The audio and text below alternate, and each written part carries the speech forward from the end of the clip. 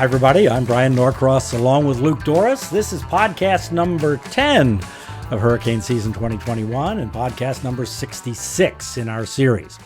We're recording this podcast on August 24th, 2021. Every time I say that date, I remember, of course, that was the date that Hurricane Andrew made landfall in South Dade.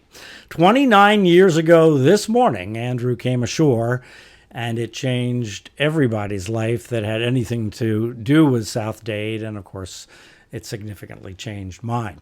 This morning, I wrote that I think the number one lesson from Andrew, Luke, is that these incredible hurricanes can come ashore as just monster Category 5 buzzsaws and only just become a hurricane 48 hours before. You know, going forward, in terms of taking lessons out of Andrew, I mean, you have all these lessons about building codes and mitigation and everything else.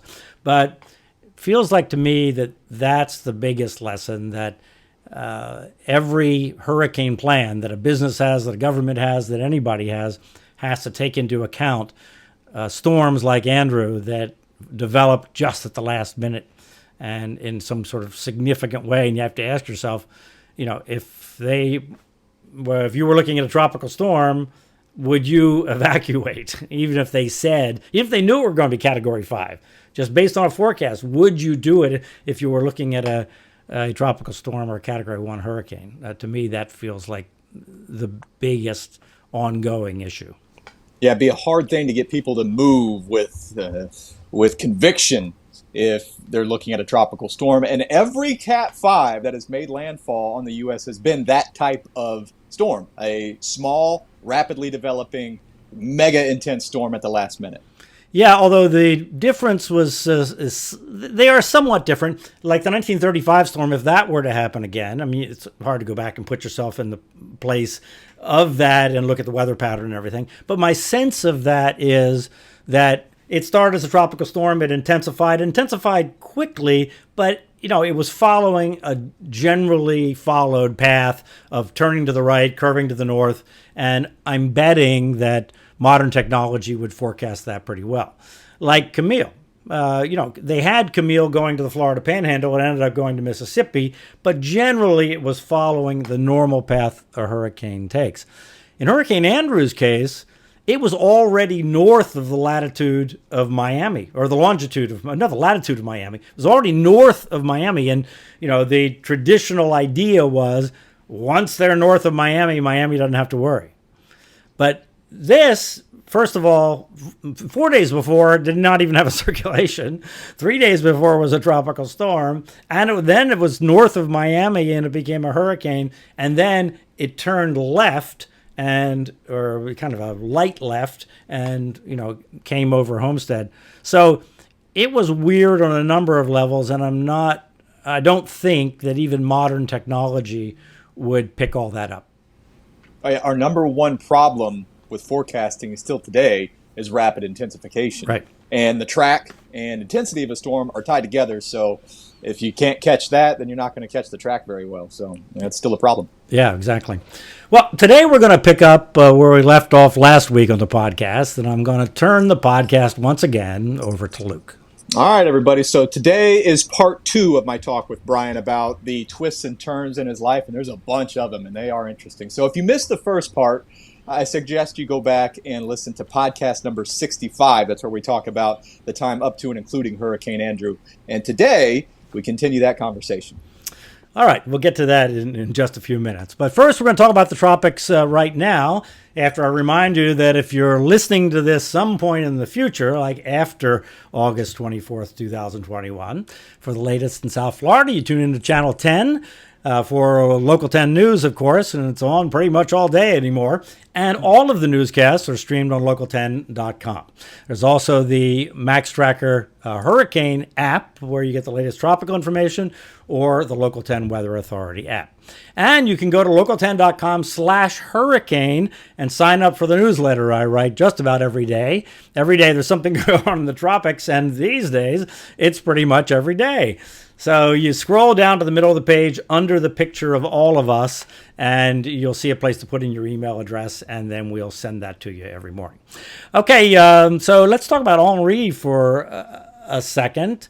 Those storms that are right on the fringe are so hard to communicate, and my sense is that the forecasts were not great for Henri, but felt worse than they were because it had that really difficult problem in the north where you have Long Island, and was it going to hit Long Island?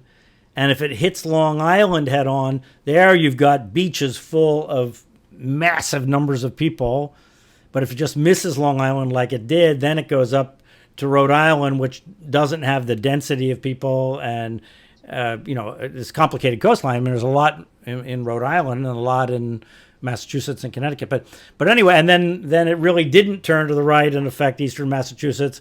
It kind of went to the left, and then we had that event, which I wanted to ask you about meteorologically. If you thought that what happened in New Jersey and New York City with all that rain, that incredible rain, was what is called a pre-event or a precursor event of the hurricane. I think so. It seems to follow the criteria for a predecessor rain event, which I'm not super familiar with, so maybe you can help kind of fill in some of the gaps. But basically, you need somewhere around 4 inches of rain in a 24-hour period to qualify, and it is within a day and a half preceding the rain shield of the actual tropical cyclone. So that was the case, and they got, I think, over 8 inches in a number of spots in areas of New York and New Jersey. So, and they got almost 2 inches in 1 hour in New York City, which is the highest. 1.94 inches is the highest rain amount ever recorded there in 1 hour. That was the worst weather, was in New Jersey and New York. It was worse there than it was where they had landfall. Speaking of landfall, weird landfall.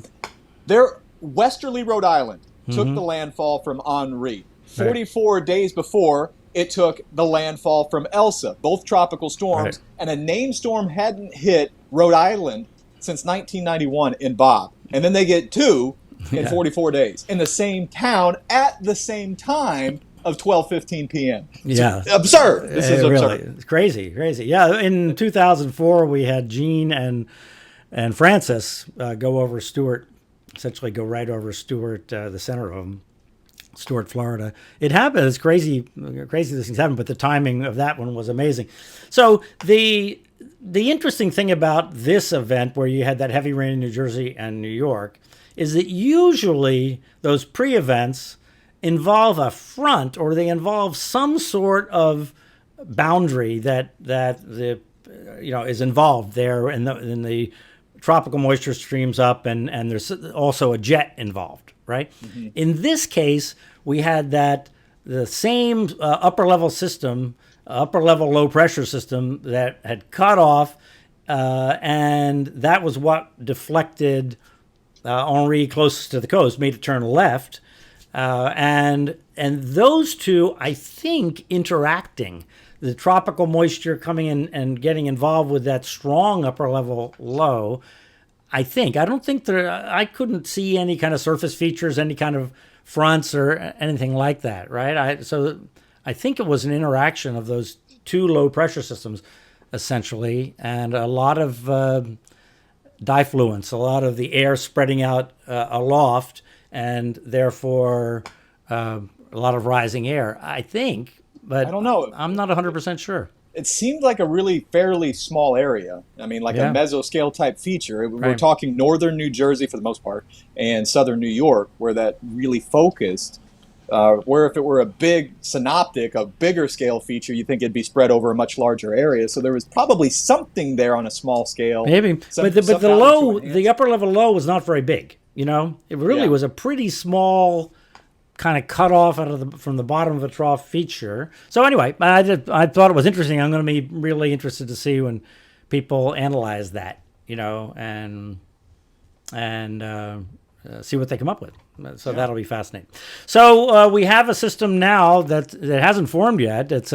You can kind of make it out, the moisture surge going along the northern coast of South America that ends up in the southern Caribbean. and there's already kind of a broad low pressure area there. You can see it in the wind field, and they sort of merge, as often happens in the Southern Caribbean, and you end up with some sort of tropical system, looks like, coming out of there and heading toward the Yucatan once again. Talk about getting run over by storms. And then big questions for early next week in the Gulf of Mexico. Yeah, will something pop up there or consolidate, probably a better term, because there's going to be some spin there. Is it going to be consolidated and tight and turn into a tropical storm or tropical depression? That's the question. But it's well away from South Florida. There's no threat for South Florida with that, but Texas and the Gulf Coast of Mexico needs to watch that one. Yeah, I mean the predecessor event hasn't even happened. I mean the tropical beginning of a tropical depression part of that whole sequence hasn't happened. So any forecasts are definitely subject to significant change at this point. Okay, so once again, I turn the podcast over to Luke. Okay, so let's pick up my conversation with Bryan talking about the time after Hurricane Andrew, and I asked him how his intense experience during Andrew changed his life. Well, I became all about hurricanes, and TV stations were anxious for me to be all about hurricanes, and so they were happy to send me to conferences and do hurricane specials at conferences, and we traveled all over the place, Cuba and Aruba, and all kind of different stories that I did that were related somehow to weather and so forth, and they were happy to have me do that, and I did all this network work. So when I was working for NBC, I did the Today Show. I filled in for Willard Scott on the Today Show and got to work with Bryant Gumbel and Katie Couric and all these wonderful people that came to be friends and so forth. So I was just very, very busy, and I also got to anchor. I wanted to anchor. So when I went to CBS, that was one of the things that I wanted to do, is anchor the news. So they let me do that. So I did the weather at 5, anchored the 5:30, and did the weather at 6. And I did that for 3 years, and I really enjoyed that. And then the management changed and said, I don't want you anchoring anymore. I want you to be the weather guy. When we do research, nobody talks about your anchoring. Everybody talks about the weather. But I kind of enjoyed anchoring, and a story I don't think I've told. I know some of my friends know about it, but one of the anchoring things when I was an anchor that happened, and it happened not too long after I started anchoring, was I was at the beach, physically on the beach, and back then we had pagers, because you didn't carry a mobile phone around. This is 1996. And my pager goes off, and it says 911. And, that meant, like, call in right now and call into the TV station. And so I, run off the beach, and I go find a payphone and call the TV station, and they said, there's been a plane crash, and I can't get a hold of the other anchors. We're calling everybody. You need to come in. So I dashed to my, I had an apartment, a little apartment on the beach at the time, dashed to the apartment and, clean up from the beach and dashed to the TV station, and which all of that probably took me 45 minutes or an hour or something like that. And by that time, they'd gotten the helicopter up and ran on the anchor desk, and this was the value jet crash. So all we had was me, the helicopter pilot reporter, and the camera out the side of the helicopter looking at the Everglades, looking for the value jet that had disappeared over the Everglades. And we went over and over this, went on for hours with this. And, finally I realized, I said, wait a minute, I've been out in the Everglades. This isn't that deep. My recollection is that's like that water. What is that water? It's 4 or 5 or 6 feet deep. Where could the airplane have gone?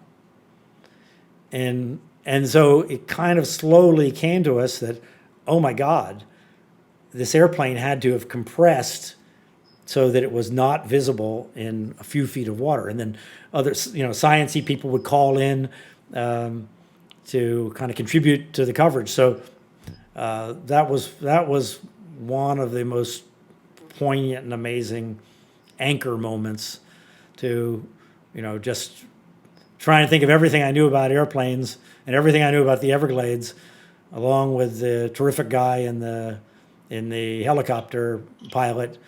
We're going back and forth and looking and what do we see and what's that, and we filled like 3 hours before the anchors, the regular main anchors, came in and took over. It was an amazing, horrible afternoon.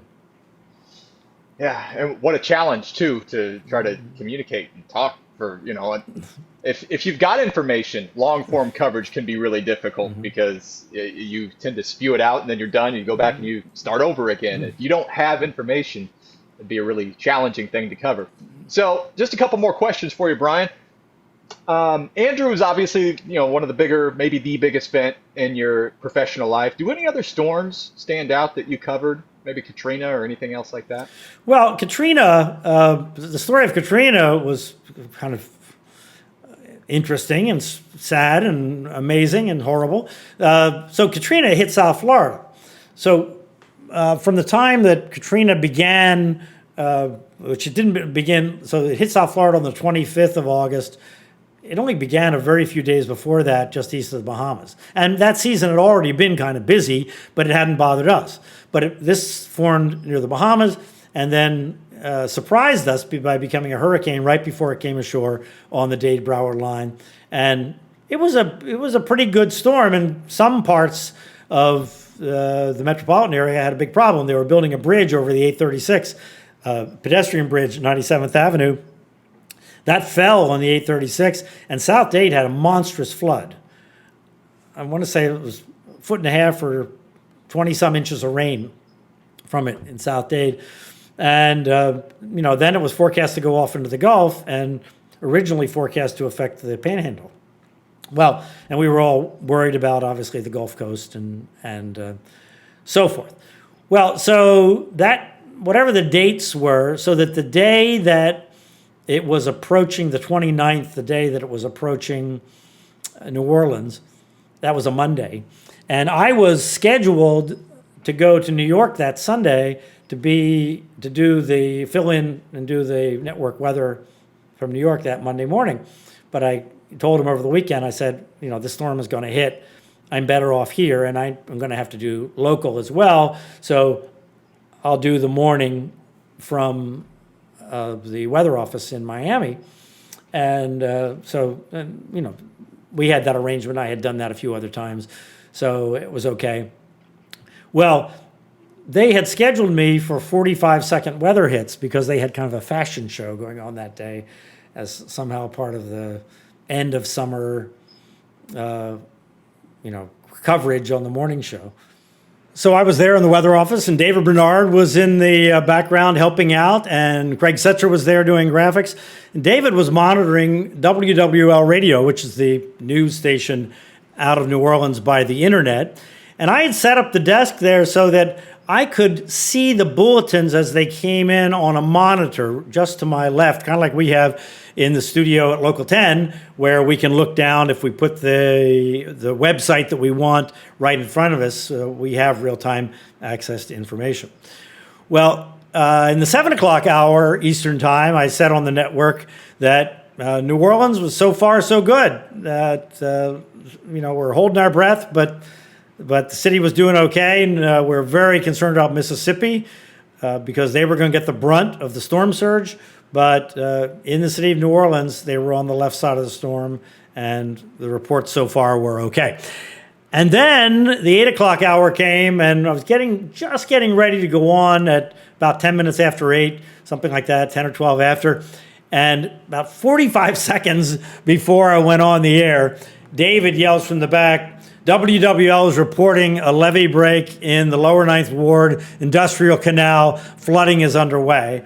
And just then, I look over at the monitor and I see flash flood warning, lower 9th Ward, Industrial Canal, flood wall breach, so forth and so on. And 15 seconds later, I was on the air on CBS, and I talked about what had happened and what was underway, and this was very bad because flood walls protected a bunch of the city. It wasn't all levees. And anyway, I took my 45 seconds or a minute and threw back to them. And the management in New York is immediately in my ear. Are you sure? Are you sure? I said, yes, I'm sure. And there's a lot of scurrying around then. But because they had that fashion show, we still only did 45 minutes. But I updated it every hour that morning on the network. And then, of course, we talked about it on the evening news. And it became a big story. And a clip of the evening news from the day before, from that weekend that I had been on the evening news, actually starts Spike Lee's movie about Hurricane Katrina and New Orleans. So if you ever watch Spike Lee's movie about Katrina, that's me in the very beginning of it, talking about the extreme threat to New Orleans on that day before. Oh, no kidding. Is that a documentary or is that like a movie, like a film? It was, it's more or less a documentary, but it was in Spike Lee's kind of intense way. It was this, love story essentially with New Orleans as it used to be. So another big storm was Sandy, right, in your career? Mm-hmm. Yes. Tell me about that. Well, by Hurricane Sandy, I was at the Weather Channel. So in 2010, I went to the Weather Channel to do hurricanes. So I left Miami Television in 2008 because I had started a company, and Max Mayfield was part of this. And we had worried for years about the inability of emergency managers to communicate with the public when hurricanes were coming. I mean, that going back to Andrew about how I was essentially doing emergency management information, and I really thought emergency management offices should do that. And so I created a technology to allow emergency managers to communicate directly with the public and with television stations. It was sort of early streaming video before there was streaming video as we know it today. And there's still a need, by the way, for this service. And I got the Hurricane Center in the state of Florida and all the counties to join up, and we created a business.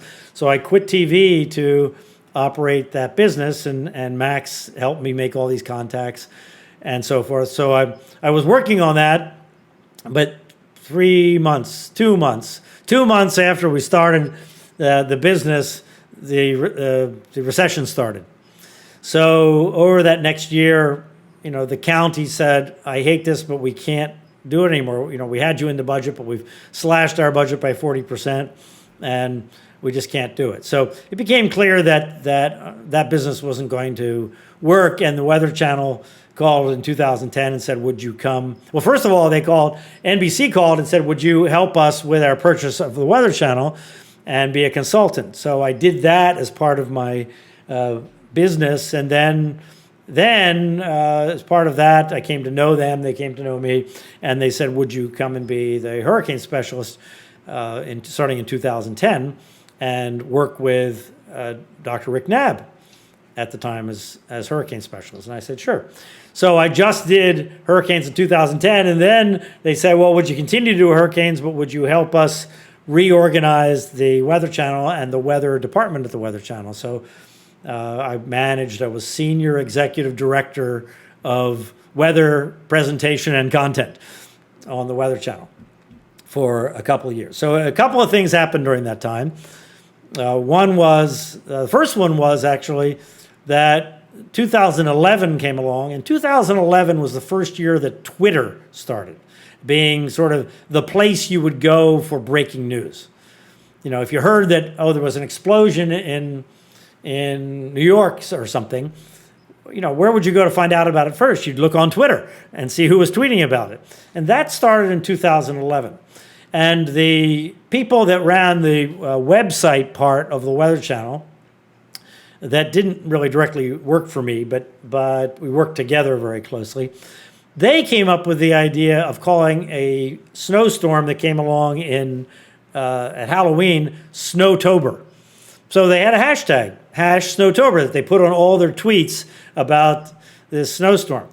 And I thought, wow, that's great. That's a great idea. And so I said, let's put Snowtober on the TV network, and let's call this Snowtober. Well, it worked so Great. Everybody called it Snowtober. Other TV stations started calling it Snowtober. They called it Snowtober in the newspaper. It worked great. And then I thought, okay, we need a hashtag for storms, but we're going to have Snowvember, and then what are we going to have, right? We have one more in that bag of tricks, and that was all that we were going to get out of that, because there's no Snowcember is not going to work, and Snow January or whatever. It just wasn't going to work after that. So I said, what we need to come up with is a list of names in advance. Hello, being a hurricane guy, I knew how names worked, and when storms were named, people paid more attention, and the whole thing, kind of got ginned up around the name. So I said, this is what we need. We need a list of names before. But the question was, could you name snowstorms? Because it doesn't work like hurricanes. You don't have, let's go see if we have a circulation and let's measure the winds and so forth. Snowstorms are more complicated, and there are more varieties of them and so forth. And so that winter, 2011 and to 2012, I kind of tasked my meteorologist department to see if there was a way that they felt comfortable coming up with some sort of threshold where we would name the storms. And we did. Internally, we did that. So we needed names for 2012. And so during the summer of 2012, before hurricane season, I worked on this. And one of the executive producers and his wife came up with the idea of Greek and Roman names. And when we thought about flowers, and we thought about all kinds of different things, but Greek and Roman names, I said, that's it. So I made that first list of names, and I made it kind of provocative. I started out with Athena and Brutus and Caesar, all that. But then I put Draco, because the Harry Potter series had been very popular. I thought that's going to get some attention. I put Gandalf in there, and I put Khan, and I put Q, just a Q for the letter Q, and I put Nemo for the N, and I had sort of these, interesting names in the list, along with more traditional Greek and Roman names. And so we're waiting for hurricane season. Well, in the meantime, Hurricane Sandy happened, so I'm doing my hurricane stuff on the air with Hurricane Sandy. And, Hurricane Sandy was extremely well forecast storm. People talk about the European having it. European had it first, but the GFS was on board 5 days in advance. I mean, there was no reason for people not to be sort of warned about it, except for the fact it was so freaking unusual. But I wrote on all my posts, yes, this is really weird and unusual, but it makes sense, and this could be really bad. And storm surge could be really bad.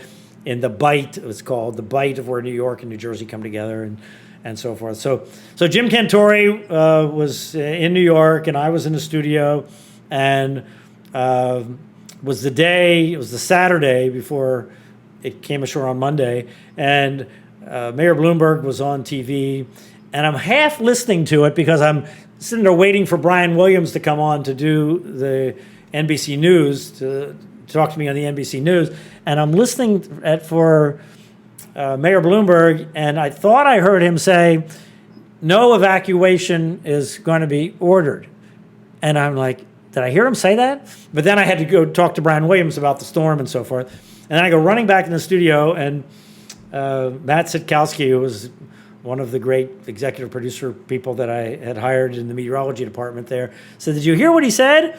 I said, did he say no evacuation?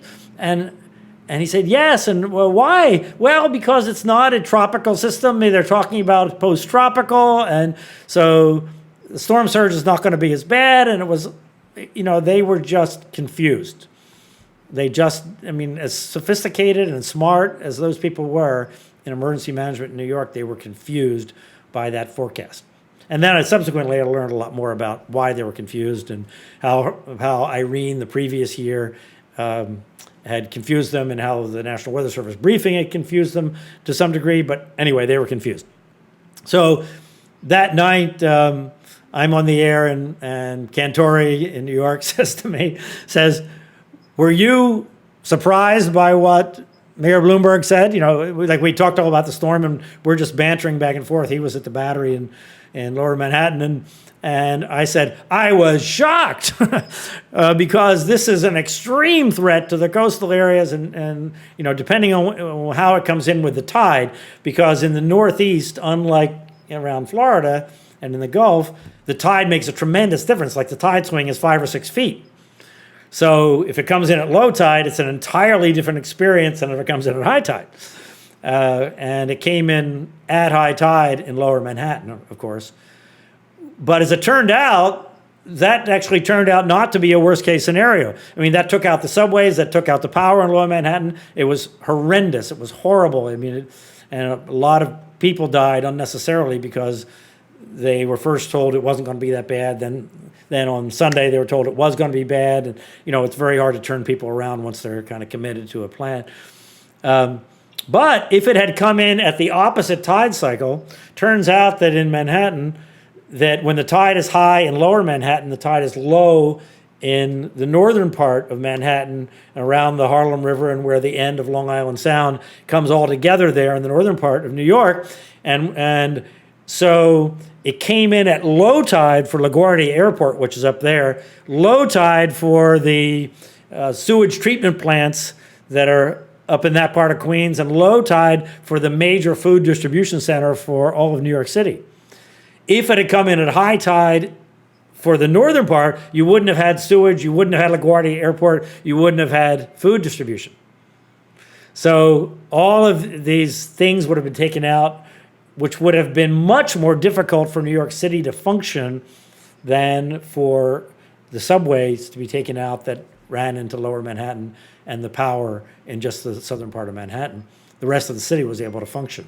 So it was a very complicated thing, and I ended up writing about this a lot and had a lot of traffic back and forth, and the city council ended up having me come and testify, the New York City Council, about how the city was not prepared and the messaging was bad and how they should have done it and how they could have done it better and so forth. So it ended up, it wasn't an Andrew situation, but it was very, very, very intense and trying to get the administration, the New York City administration, to kind of acknowledge that they weren't thinking right, in spite of the fact that they were really super talented, brilliant people involved. But it were a lot of confusing factors in a place that didn't normally have hurricanes, was the thing. So they weren't used to juggling all of the facts that we're used to doing in South Florida on a much more frequent basis. So anyway, it was a mess, but it was a very dynamic period after Andrew, or after Sandy, I mean. How would that be played out differently? Because it was the transition, right? As it was going through the transition from tropical to hybrid, and thus, by definition, the name needs to be changed from the National Hurricane Center. And I believe that the forecast was then passed off from the National Hurricane Center, correct, and into the WPC or the Weather Service. What would happen today if that were replayed? Would it be a hurricane? Would they keep it? Well, they would have hurricane warnings for sure. They technically wouldn't have it. It wouldn't be a hurricane. It would be a post-tropical cyclone, post-tropical cyclone Sandy, as it was then. But there would be hurricane warnings because back then they weren't allowed to put up hurricane warnings. So. And remember, I was not just doing hurricanes on TV, I was also running the weather at the Weather Channel. So when I first saw in the discussion that they were not going to put up hurricane warnings north of North Carolina, because they thought it was going to transition to a post-tropical cyclone, I said, we are not going to call this thing post-tropical cyclone under any circumstances. So get ready to go into manual mode in the graphic system to change the name. We're going to call it Superstorm. So so we never acknowledged the post-tropical cyclone thing on the Weather Channel. We went right to Superstorm. And that got picked up in other media and so forth. So I don't know that that I came up with Superstorm. Somebody else might have come up with it too. But anyway, it was a spur of the moment. Like right now, I need something besides post-tropical cyclone to call this thing. And it ended up being Superstorm Sandy, which of course had a nice alliteration to it besides. Yeah, and I think that's how it's remembered today. I mean, Yeah. you hear Sandy, you hear Superstorm with it. It takes me back to your naming of the winter storms. You had some blowback from that. There were a lot of people, within the meteorology community that thought you can't do this. This doesn't work. But you did it anyway, and you did make it work. So, are you proud of that? Would you change anything with it if you were to redo it today? And how did you define the winter storms to give them a name? Well, so I really wouldn't change much, honestly. It was tremendously successful in every arena except for the meteorology arena. I mean, the airlines used it, the cities used it, the schools used those names. That hashtags, you get like billions of hashtags of those storm names in a big storm, like Nemo that hit New York. The front of the New York Post was Nemo. So it worked on a social level.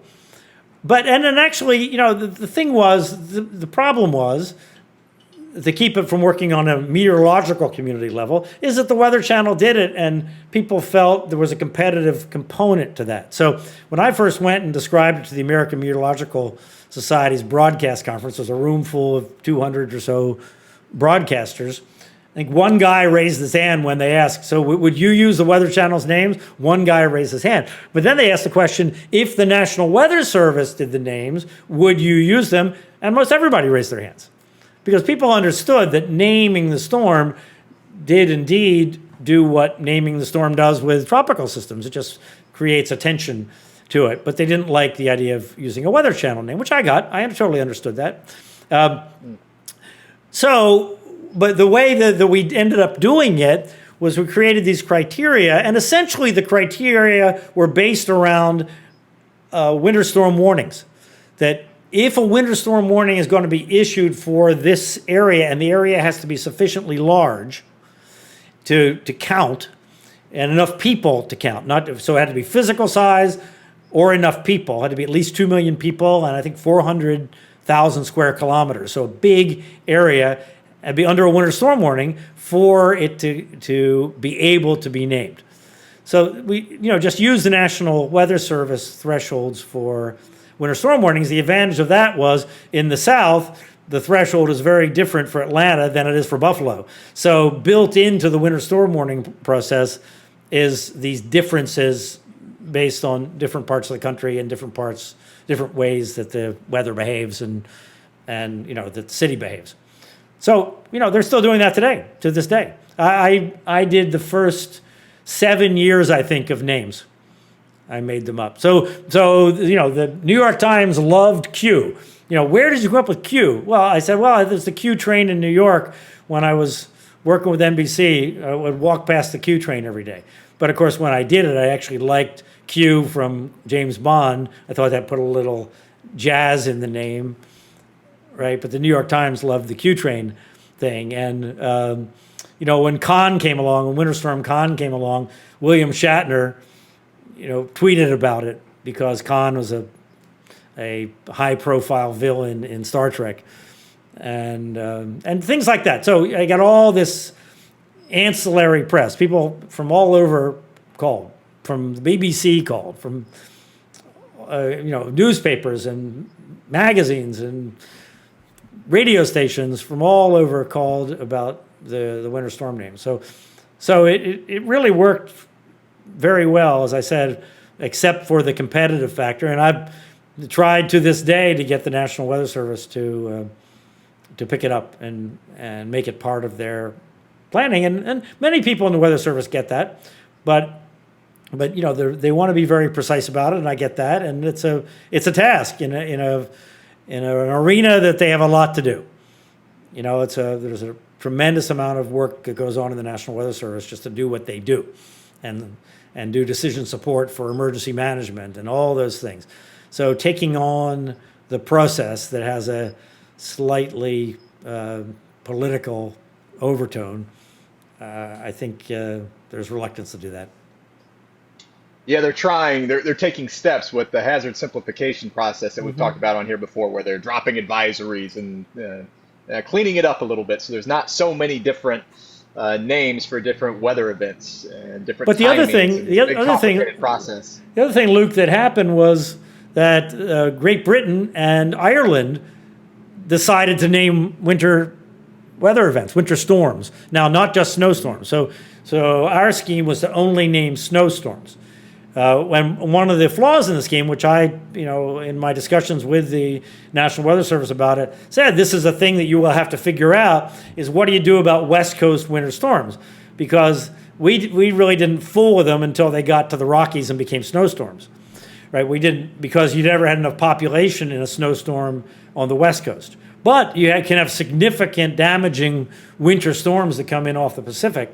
Well, wouldn't they deserve a name if you're going that way? So, and my answer was yes, that needed to be another category in the list of possible categories. I always said that, if a storm was going to cause snow in Miami, that should get named regardless of any threshold, regardless of whether there was a winter storm warning, because it was so unusual. That should be a criterion as well as just the pure meteorological ones. So we've talked a lot about hurricane communication on our podcast before, and you spent a big chunk of your life working on communication. Looking ahead, what would you like to see change in communication-wise with hurricanes? I'd like to see. So I'd like to see the National Hurricane Center add to their scheme. So their scheme currently is to provide this tremendous amount of detailed, high quality, best quality, world-class information. Right? That's what they do. If you go on their website, you have all these different graphics and bulletins and text products. And so what we have to do is we have to assemble that information into a single coherent message. I'd like to see them do that. I'd like to see them have a product that is sort of the bottom line. Here's what we want to say about the storm. It's what I try and do when I write for local10.com and I put on Facebook, my thoughts about, okay, what should we be thinking about with this storm today? So I'd like to see them either at the National Hurricane Center level or maybe more likely at the local weather office level, so that in Miami, a storm that was coming towards South Florida might be 7 days out. Well, what should we be thinking about it now? Just having a mention in a technical bulletin or something is not sufficient for Irma being days and days and days out. So some kind of product that is made to communicate with the public and everybody about what should, as a community, area of responsibility, should we be thinking about or doing or working toward, or where do we stand in terms of our risk with this potential event, wrapping up all of that National Hurricane Center information and sort of culling it to the most important stuff and making it in a way that gains credibility over time with the public, so that there is an authoritative voice for not just the details of the forecast, but the what should we do about it. That would take a realignment of the National Weather Service's role, and they'd have to have kind of a communications component to it, and so forth. But anyway, I'd like to see that because the way the private media is going, and in the United States we don't have a BBC, and like they have in Great Britain, or in Japan they have an NHK. There is a national government partially funded network that has responsibility in an emergency. We don't have that. We only have private voices. Well, but in the modern world, the private voices have gotten so fractured, that some people mostly go to local10.com. Some people tune in the TV. Other people go to Facebook. Other people go to other TV stations or other websites or Twitter or whatever. So we have this very fractured communication system in the United States now. So I would like to see an authority in an emergency whether it comes out of emergency management or it comes out of the local National Weather Service offices, kind of congeal a message that people feel comfortable. They can still get all the other information and the extra information, and there's always going to be more to say. But I think that we need that. We need that to happen. And it's what I hear from people appreciate what I do is I don't tell every detail, but I try and say what's important to think about the potential threat, or it's not a threat, or no reason to think about it now. We don't have to worry about it for a couple of days to thinking about it. Odds are it's not a problem, but it could be. We'll wait till Saturday to worry about it and look at it then. We still have plenty of time. Help people sort through all of the information. To me, that's what's missing in our system today. Yeah, it makes a lot of sense, Brian. And it sounds like it would be something that would need a map. I think of like the hazard threat index where you've got threat of A, then threat of B, then threat of C and D, wind, tornado, rain, all that kind of stuff. It's like everything kind of needs to be lumped together because really people just want to know, am I at risk? How high is my risk, right? Right. Right now, what do we know? And then that's kind of it. And then from there, you peel the layers back and figure out what the risk is from. Right. Should I be worried? Should I be worried first? Should I be preparing? So, first of all, you got to get worried. Then you have to mentally prepare to prepare. You have to think about, okay, what does preparation mean for this situation? Then you actually have to physically prepare. So there are all these steps. And so we need a system that guides people through the reasonable steps based on the level of threat that we have. So what do you do for fun, Brian, on your downtime when you're not tied up with hurricane stuff? This takes up a lot of your time, but what do you do when you're free? Well, I travel a lot. I mean, obviously less so with COVID. As you know, I'm in New York a lot, and I love New York City.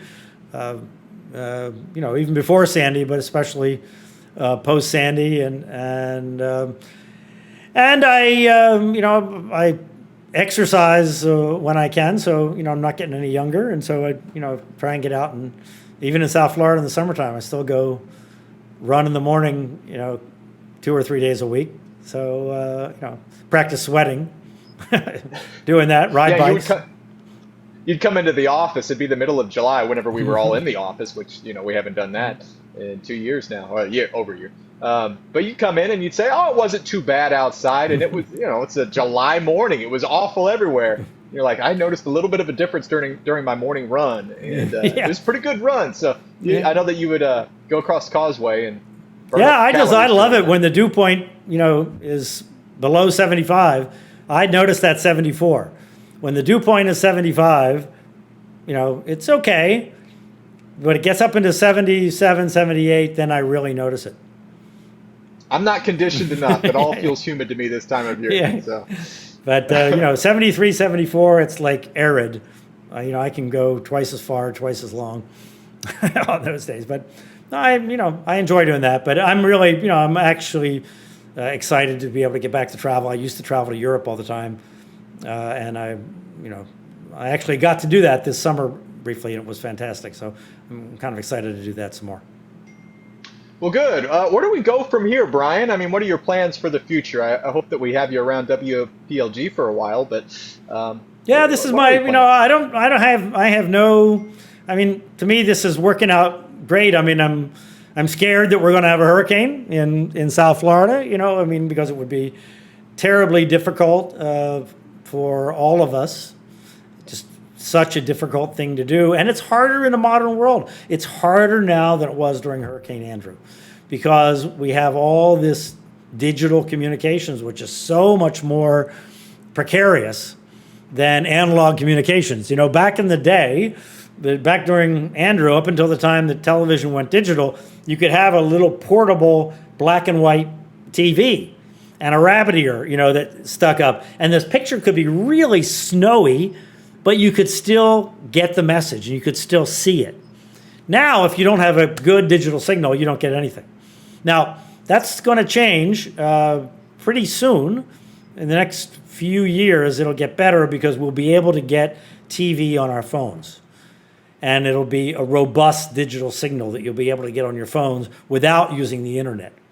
So in some sense, that will be, people will start watching local TV, I think, because it'll be on their phone, conveniently with the next generation of television system that's being installed now that is very, very robust. It's not, doesn't, anybody that gets TV off the air knows they move their antenna around a little bit. You either have it or you don't have it at all. And, otherwise it's all digitized, and that middle ground is just no good at all. Well, the new TV system is very robust. So you'll be able to move your phone around and it'll still work. And I think that'll make a difference in emergency communications. That will be very important. Yeah, sounds like a game changer. I wasn't aware of that. I guess, you're talking about Andrew. Everybody had transistor radios. If Right. we were to have a bad one now, I guess you'd go to your car if your power was out and try to listen to the radio. Is that or go to your car and charge your phone, and hope you have internet. It's difficult for sure. Yeah. Well, Bryan, it's an incredible story. You lived an incredible life. I've got to say, you're one of the most capable and competent people I've ever met. You're truly excellent at what you do, and I've learned so much from you, and it's a privilege to work with you. Well, thank you, Lupe. It's just so great to work with you, and it's so, one of the things that is so wonderful about working at WPLG is, we have such a great team. I mean, working with you and Brandon and Betty and Julie and Jordan, we have a really great team of people, and we work together so well. So it's kind of it's really a pleasure to do that, and I appreciate all the work. This is our third year of doing podcasts. Is that right? Is this the third? Or is it? Yeah. Third or fourth? Is this the fourth year? Three. It's got to be three. 2018, 19, 20, and 21. No, this is the fourth. This is the fourth year of doing podcasts. I mean, it's been fantastic that we've been able to do this for so long. I appreciate it very much. Well said. Thank you, Bryan. This has been great. My. Bryan, what a tale you have to tell. And thanks again for going along with this. I'd say you need to write a book, but you've already written a couple of them. So maybe you need to write a third. And I'm going to give a request here, and that is that for those that listen to books on tape, audio books, nobody listens to books on tape anymore, need to have this narrated so we can get it on Audible or something like that for people like me that listen while they're driving around. So maybe that can be a future project for you. Yeah, I think the Hurricane Andrew book, I would like to turn that into an audio book at some point. I think, next year's the 30th anniversary of Hurricane Andrew, and I've thought about doing a somewhat updated version. I don't think there's a whole lot more to say, but, technology marches on, and there really are always new things to say to one degree or the other. Yeah, and if you do it, you have to narrate it, because there are times where, you listen to, most books aren't narrated by their author. Right. I think you'd have to do that. No, I think it is definitely better when the author actually narrates the book. And, looking back on all the things we talked about, in my mind goes, oh, you didn't talk about that, and you didn't talk about that. It was already like crazy long, by far the longest podcast we've ever done here. So to anybody that made it this far, thanks so much for sticking that out. All right, next week we're going to talk to Dr. Ronnie Avasar, who's the Dean of the Rosenstiel School of Marine and Atmospheric Science at the University of Miami. We're going to talk about what goes on at the school and his own fascinating research using a helicopter right over the ocean, among other things. That's coming up next week on the podcast. So be sure to subscribe to your podcast on your Apple or Android app, Spotify, whatever you use, and then you'll get notified when there is a new podcast online. Or if you follow me on Twitter or Luke on Twitter, you'll find out when the new podcast is posted. And also, if you follow me on Facebook as well, I always post the podcast there that has the link to the Local 10 page where the podcast is there in audio and in video. So if you want to watch it instead of just listening to it, you can go to local10.com/hurricane, or we'll point you there from Facebook.